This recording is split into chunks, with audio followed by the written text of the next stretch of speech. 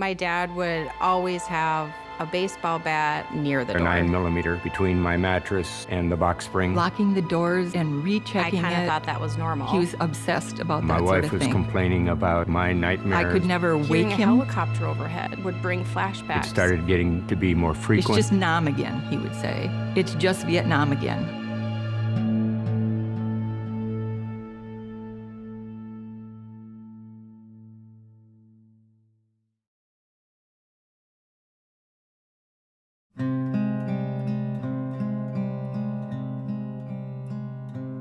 One night, I heard somebody running through the wood floor on our entryway to the house to the kitchen. And I got up, I went to the stairwell. I saw two Vietnamese, what we call zappers, run across the hallway. They were naked except for a diaper-like device, and they wore a lot of those for fear of the cloth getting caught in a wire or something like that. And I saw them run across that floor. It was so real. I went up to the kitchen, and I sat on the kitchen floor. I was scared. I was mad.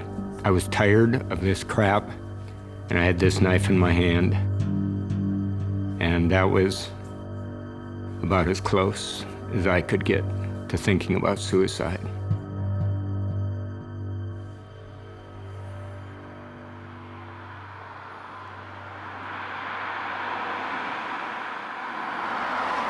Yes, I knew that he had all this pent-up frustration and anger and sadness about Vietnam, but I just had no idea how bad it was.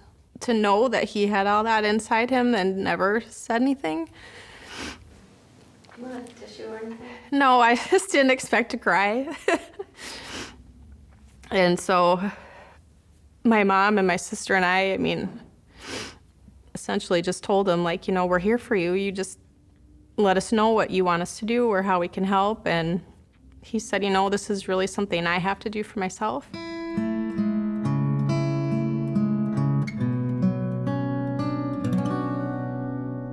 I think my first impression of him was, because he is so intelligent and articulate, he was very good at masking what was probably a lot of pain below the surface. I think that's something he was probably very practiced at. You want me to be honest?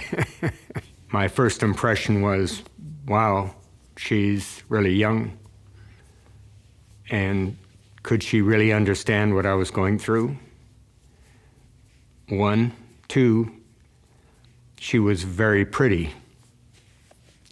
Could she really understand what I was going through? And it took a bit of effort to ask the right questions to help him see how bothered he was, even after an event as extreme as the one that brought him into care. Very, very quickly in our first meeting, it became evident that her reasoning for being there was to help me. And that became very evident very, very quickly. It was such a relief to know that somebody cared enough to want to try and do something.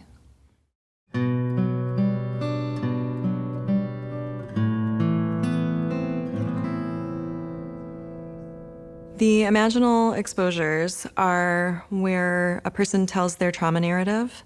They tell it several times within about 45 minutes of our 90-minute session. We record those narratives, and then we have the patient listen to them at home on a daily basis. Listen to it again, and a third, and a fourth, and a fifth, and a 10th time.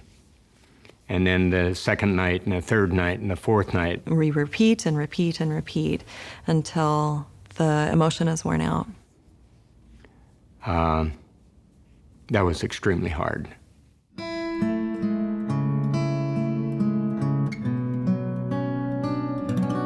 In vivo exposures are the in-life exposures where we identify specific behavioral avoidance, and we create a hierarchy from easiest to hardest and have the veteran practice going into usually a situation that they normally would avoid, staying in that situation until their distress peaks and then comes down, and then trying it again the next day.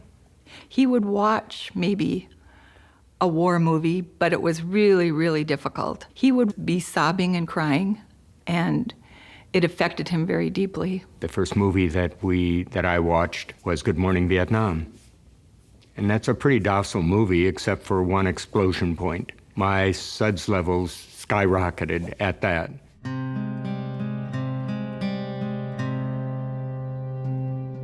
But by watching that specific segment again, and again, became very easy to do. My levels went from 80-90% down to 40-50% after the fifth or sixth time of watching that.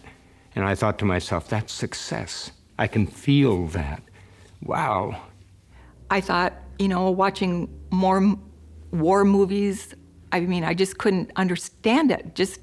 Sounded crazy to me. But now I can see the importance of it, and I can just see what a difference it was really made for him. The SUDS levels, my anxiety levels came down, and it felt so good. It was unbelievable. Jackie knew that my first several months in Vietnam was involved with a night ambush team actually in the bush. So we would go out at 9, 10 o'clock at night, come in at 4 in the morning. I was supposed to go into my woods and stand there. I got to the end of the garage and I froze. I couldn't go into the woods. I just couldn't do it. He said it was kind of scary. So I was wondering whether he would do it again and again and again, but he did. The second night, I stood there for maybe 5 minutes, and I walked into the woods at night for the first time in 25 years that we lived there. I stood there by a tree, and I looked directly at the tree trunk so that I wouldn't notice any other movement around me. But I was listening intently, because when you're in the jungle in Vietnam, you use whatever you can use to gain a leg up on whoever is out there. And I didn't really hear anything. My anxiety levels, after about a half an hour, came from 70, 80 down to about 40 or 50. And that was the first success that I felt that second night. I don't know what made him go with such gusto over the homework. He really wanted it, and I think he knew you couldn't skimp on that. And I know it was hard, but